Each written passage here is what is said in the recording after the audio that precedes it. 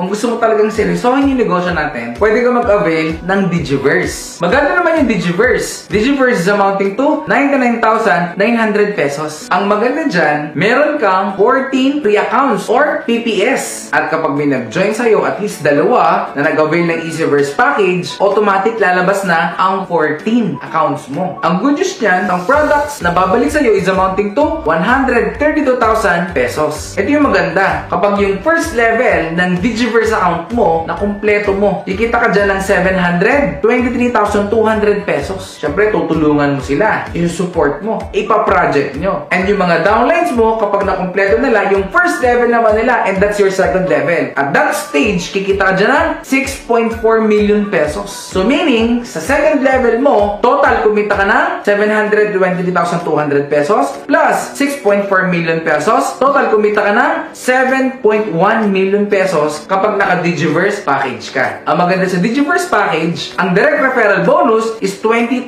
pesos. Kaya guys, kung gusto mo talaga ng sulit na package at mas malaking kitaan, I suggest go for Digiverse.